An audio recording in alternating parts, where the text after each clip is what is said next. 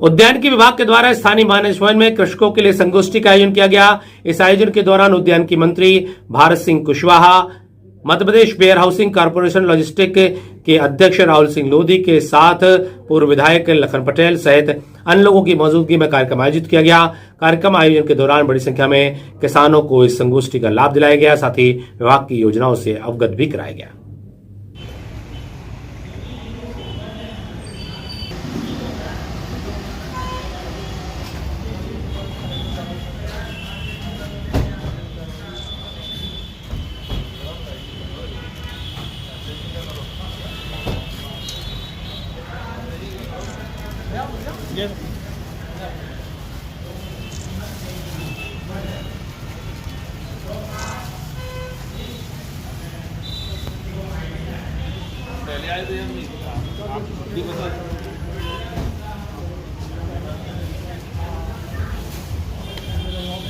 आप देख सके हमारे अतिथिगण मां बीणा पाणी के समक्ष दीप प्रज्वलन के साथ आज के इस कृषक संगोष्ठी में कृषक सम्मेलन की शुरुआत कर रहे हैं। साथ में है हमारे आज के समारोह के कलेक्टर माननीय तरुण राठी जी,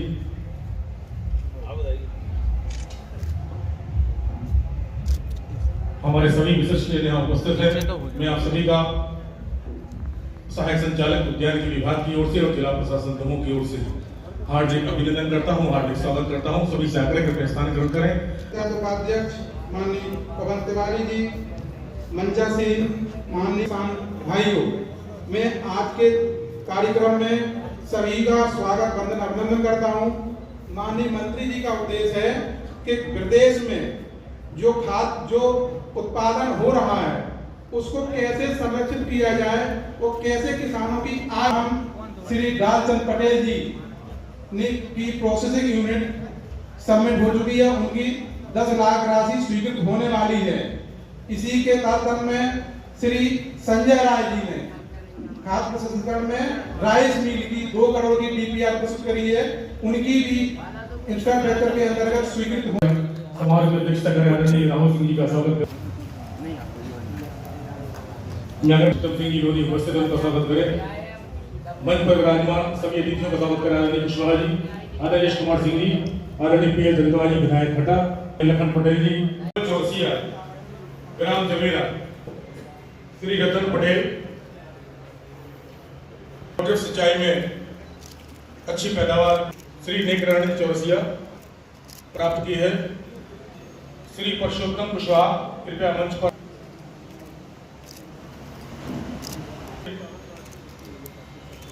खेती की हमारी माता विकास खंड दमोह, इन्होंने पाली हाउस का अभिनंदन करें। श्री राजा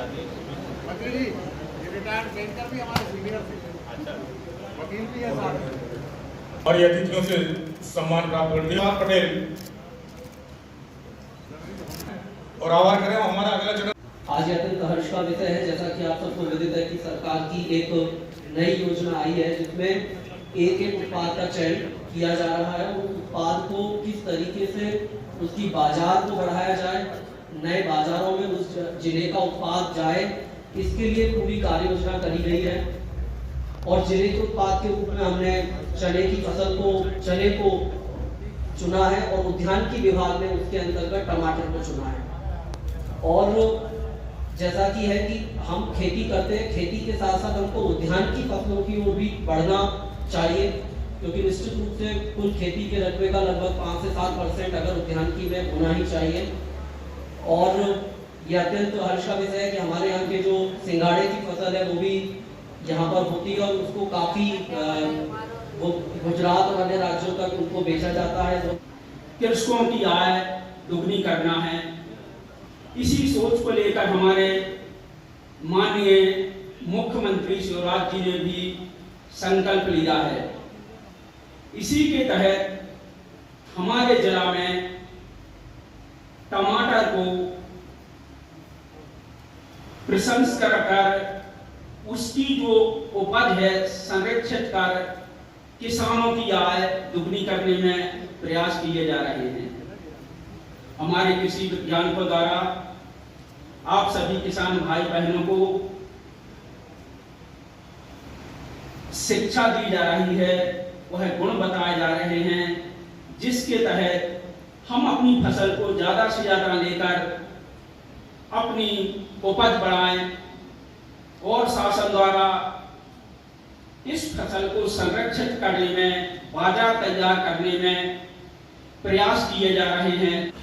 और कई बार हम वही पुराने तरीके से खेती करते रहते हैं और हम शहर नहीं आते या हम संपर्क में नहीं आते, लोगों के अधिकारियों के संपर्क में नहीं आते, तो बहुत सी जानकारियां हम तक नहीं पहुंच पाती। जैसे आज ये संगोष्ठी लगी 3 घंटे, इसमें मुझे लगता है प्राय सभी लोगों को जानकारी हो गई होगी। ये तो पहले शुरुआत में जब मैंने खेती करना शुरू की तो भाई जैसे दशहरा और दिवाली के आसपास आया, ट्रैक्टर गया, उसने बखरनी कर दी, उसने बोला चना रखा, उसने बोला चना बो दो, उसने गेहूं रखा, उसने गेहूं बो दो, और आया कटाई करी, उसको रख दिया। फिर बरसात का सीजन आया तो धान बो दी।